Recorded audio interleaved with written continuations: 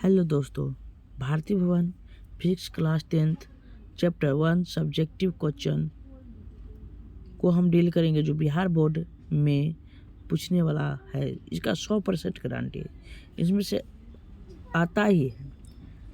यह प्रकाश का परावर्तन से क्वेश्चन आता ही है, यह 100% गारंटी है। यह आप लोग 10 मिनट के इस क्वेश्चनों को सॉल्व किया जाएगा। देखिए, पहला क्वेश्चन है प्रकाश स्रोत किसे कहते हैं। पहला क्वेश्चन है प्रकाश स्रोत किसे कहते हैं। इसका करेक्ट आंसर हो जाएगा जिस वस्तु से प्रकाश निकलता है उसे प्रकाश स्रोत कहा जाता है। क्या कहते हैं? जिस वस्तु से प्रकाश निकलता है उसे प्रकाश स्रोत कहते हैं। नेक्स्ट है क्वेश्चन है प्रकाश एक प्रकार की है, यानी प्रकाश एक प्रकार का क्या है। तो प्रकाश एक प्रकार की किरण है, एक प्रकार की ऊर्जा है। तो इसका करेक्ट आंसर होगा प्रकाश एक प्रकार की ऊर्जा है। क्या है? ऊर्जा है। नेक्स्ट है प्रकीर्णन किसे कहते हैं। क्या है? प्रकीर्णन किसे कहा जाता है। तो इसका करेक्ट आंसर होगा कि जब सूक्ष्म कणों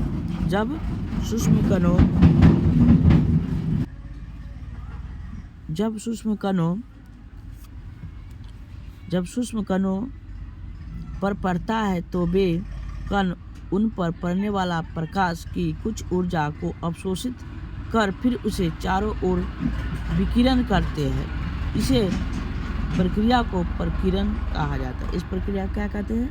प्रकीर्णन कहा जाता है। नेक्स्ट क्वेश्चन है प्रकाश चलती है। चौथा नंबर क्वेश्चन क्या है? प्रकाश चलती है। इसका करेक्ट आंसर होगा प्रकाश सीधी रेखा में गमन करती है, यानी सीधी रेखा में चलती है। कैसे चलती है? सीधी रेखा में चलती है। नेक्स्ट क्वेश्चन है पूछ रहा है 5 नंबर किरण पुंज कितने प्रकार के होते हैं। याद रखिएगा, जो किरण पुंज पूछ रहा है कितने प्रकार के होते हैं, तो किरण पुंज 3 प्रकार के होते हैं। कितने प्रकार के होते हैं? 3 प्रकार के किरण पुंज होते हैं। पहला अपसारी किरण पुंज, दूसरा समांतरिक किरण पुंज और तीसरा अभिसारी किरण पुंज। अब क्वेश्चन है कि समांतरिक किरण पुंज किसे कहते हैं। समांतरिक किरण पुंज किसे कहते हैं? याद रखिएगा कि समांतरिक किरण पुंज किसे कहते हैं। इसका करेक्ट आंसर होगा ऐसे किरण पुंज में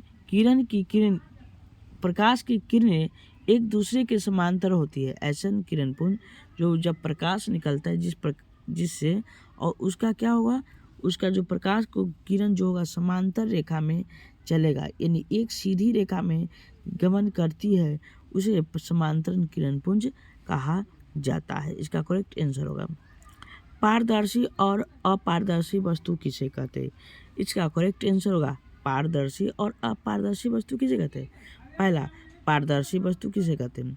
इसका करेक्ट आंसर होगा वैसा वस्तु जिसे प्रकाश आर पार हो जाता है, पारदर्शी वस्तु कहलाता है। जैसे में शीशा हो जाएगा, पानी हो जाएगा, ये क्या है? पारदर्शी वस्तु होगा, है ना। हवा हो जाएगा, ये पारदर्शी वस्तु होगा, इत्यादि। नेक्स्ट है इसमें अपारदर्शी वस्तु किसे कहते हैं। तो इसका करेक्ट आंसर का वैसा वस्तु जिससे प्रकाश आर पार न होगा, तनको नहीं होगा, थोड़ा सा भी नहीं होगा, उसे अपारदर्शी वस्तु कहते हैं। कितना सिंपल है, अपारदर्शी वस्तु कहते हैं। जैसे में हो जाएगा लकड़ी हो जाएगा, लोहा होगा, दीवार होगा, ETC हो जाएगा। नेक्स्ट है प्रकाश का परावर्तन किसे कहते हैं। प्रकाश का परावर्तन किसे कहते हैं। इसका करेक्ट आंसर होगा प्रकाश के किसी वस्तु से क्या हो जाएगा, प्रकाश के किसी वस्तु से टकरा कर लौटने को प्रकाश का परावर्तन कहते हैं। जब कोई प्रकाश किसी वस्तु से टकरा कर वह किसी दूसरी दिशा में लौट जाता है या लंबवत उसी दिशा में लौट जाता है, यह प्रकाश का परावर्तन कहते हैं। क्या कहते हैं? प्रकाश का परावर्तन कहते हैं। जैसे में किसी दर्पण पर अगर प्रकाश पड़ता है तो आप लोग देखिएगा ऐसे उससे टकरा कर वह दूसरी दिशा में वह लौटता है, वह प्रकाश का प्रवर्तन कहलाता है। प्रकाश के प्रवर्तन के नियम को लिखे। इसका करेक्ट पूछ रहा है कि प्रकाश के प्रवर्तन के नियम को किसे कहते हैं, यानी उसके प्रकाश के प्रवर्तन के नियम किसे कहते हैं। एकदम इसका आसानी से इसका आंसर है प्रकाश की किरण किसी सतह पर पड़कर जिस नियमों का पालन करते हुए उस सतह से परावर्तित होती है, यानी उस सतह से क्या होती है, परावर्तित होती, प्रकाश के परावर्तन के नियम कहलाता है। यानी इसका करेक्ट आंसर यही होगा। फिर से एक बार समझिए, प्रकाश की किरण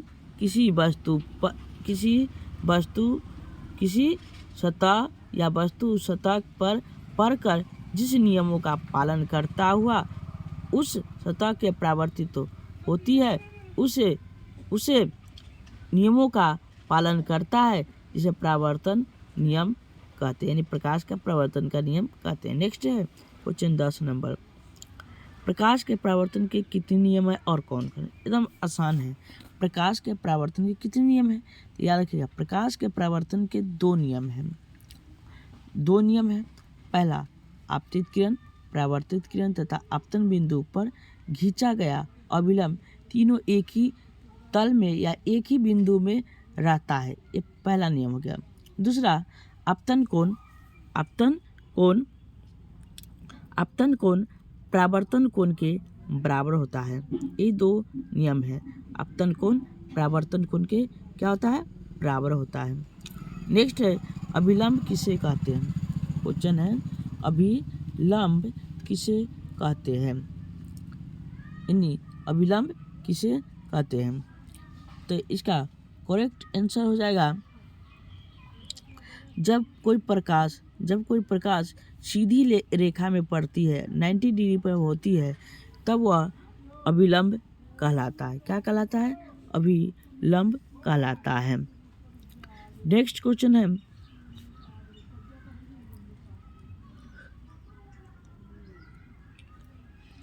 या दूसरा इसका आंसर हो जाएगा, अभिलंब का समतल दर्पण पर लंबवत पड़ने वाला प्रकाश की किरण परावर्तन के बाद उसी पथ में वापस लौटने की जो प्रक्रिया होती है, जो घटना होती है, उसे अभिलंब कहते हैं। अगला है प्रतिबिंब कितने प्रकार के होते हैं और कौन कौन। याद रखिएगा प्रतिबिंब पूछ रहा है, तो याद रखिएगा प्रतिबिंब 2 प्रकार के होते हैं। और कौन कौन पूछ रहा है, तो इसका करेक्ट आंसर होगा वास्तविक प्रतिबिंब, यानी रियल इमेज, और आभासी जिसे हम काल्पनिक प्रतिबिंब कहते हैं, जिसे वर्चुअल इमेज भी कहा जाता है। तो अब यह हो गया 2 प्रकार के।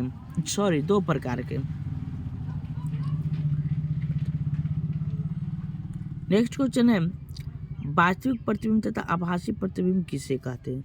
वास्तविक प्रतिबिंब तथा आभासी प्रतिबिंब किसे कहते हैं, या इसका करेक्ट आंसर है वास्तविक प्रतिबिंब किसी बिंदु स्रोत से आती प्रकाश, जो किसी बिंदु यानी कोई बिंदु हो, वस्तु हो, उससे आता हुआ प्रकाश की किरणें दर्पण से टकरा परावर्तन के बाद जिस बिंदु पर वास्तव में मिलता है, उससे उस बिंदु स्रोत को वास्तविक प्रतिबिंब कहलाता है। हम इसे पर्दे पर प्राप्त किया जा सकता है, कर सकते हैं। आभासी प्रतिबिंब किसे कहते हैं। आभासी प्रतिबिंब किसी बिंदु स्रोत से आती प्रकाश की किरणें परावर्तन के बाद जिस बिंदु से आती हुई प्रतीत होती है, जिस बिंदु से क्या होता है, आती हुई प्रतीत होती है, उसे उस बिंदु स्रोत का आभासी प्रतिबिंब कहा जाता है। हम लोग इसे पर्दे पर प्राप्त नहीं कर सकते, आभासी प्रतिबिंब को पर्दे पर प्राप्त नहीं किया जा सकता है। नेक्स्ट है 13 नंबर, वास्तविक प्रतिबिंब और आभासी प्रतिबिंब किसे कहते हैं, तो हो गया। नेक्स्ट है 14 नंबर, कहता है समतल दर्पण द्वारा बने प्रतिबिंब की विशेषता क्या है। समतल दर्पण द्वारा बने प्रतिबिंब की विशेषता क्या है। इसका करेक्ट होगा समतल दर्पण में बने प्रतिबिंब की निम्नलिखित विशेषता होता है। कौन कौन से देखें। यह पहला होगा, प्रतिबिंब दर्पण के पीछे बनता है, पहला। दूसरा, प्रतिबिंब का आकार वस्तु के आकार के बराबर होता है। तीसरा, प्रतिबिंब वस्तु की अपेक्षा सीधा बनाता है। चौथा, प्रतिबिंब पार्श्विक रूप से उल्टा बनता है, जो प्रतिबिंब बनता है वह उल्टा होता है। अगला, प्रतिबिंब दर्पण से उतना ही पीछे बनता है जितना वस्तु दर्पण से आगे बनता है। यही समतल दर्पण द्वारा बने प्रतिबिंब की विशेषता होती है। गोलीय दर्पण किसे कहते हैं? नेक्स्ट क्वेश्चन है 15 नंबर, गोलीय दर्पण किसे कहते हैं? इसका करेक्ट आंसर होगा गोलीय दर्पण उस दर्पण को कहते हैं, गोलीय दर्पण उस दर्पण को कहते हैं जिसकी परावर्तन सतह किसी खोखले गोले का एक भाग होता है, गोलीय दर्पण कहलाता है। क्या कहलाता है? गोलीय दर्पण कहलाता है। दर्पण का ध्रुव किसे कहते हैं? अगला क्वेश्चन है, दर्पण का ध्रुव किसे कहते हैं? तो याद रखिएगा, दर्पण का ध्रुव किसे कहते हैं? इसका करेक्ट आंसर होगा गोलीय दर्पण के मध्य बिंदु को दर्पण का ध्रुव कहा जाता है। क्या कहलाता है? ध्रुव कहलाता है। नेक्स्ट क्वेश्चन है, फोकस दूरी किसे कहते हैं? क्या है? फोकस दूरी किसे कहते हैं? तो इसका करेक्ट आंसर हो जाएगा, फोकस दूरी किसे कहते हैं? इसका करेक्ट आंसर होगा फोकस दूरी किसे कहते हैं?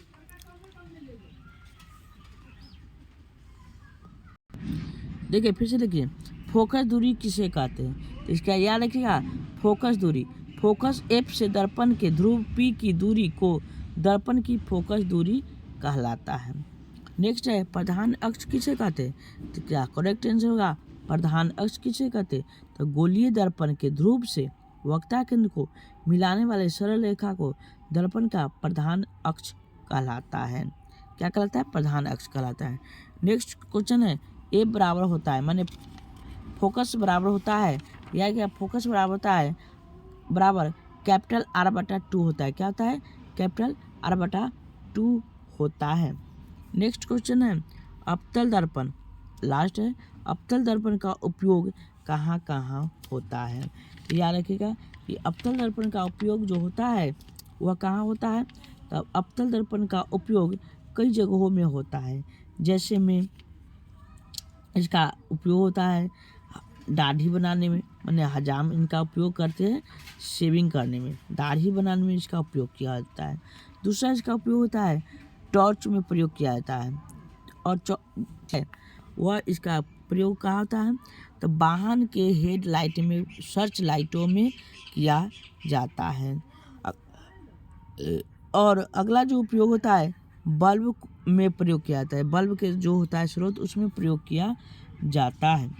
अगला इसको उपयोग, एक और उपयोग है, इसका उपयोग कहाँ होता है? तो इसका उपयोग डॉक्टर लोग करते हैं। इसका उपयोग अवतल दर्पण का उपयोग कौन करते हैं? डॉक्टर करते हैं। नाक, कान, गला, दांत इत्यादि को चेक करने में करते हैं। कौन करते हैं? डॉक्टर लोग करते हैं, है ना। अवतल दर्पण का उपयोग डॉक्टर भी करते हैं, दांत, नाक, आँख, कान को चेक करने में।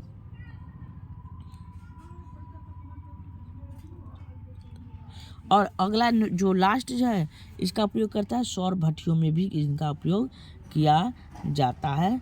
सौर भट्टी में किया जाता है, जो सूर्य से आने वाला जो जो किरण होता है उसको उसका ऊष्मा को, ऊर्जा को एकत्रित करने के लिए किया जाता है।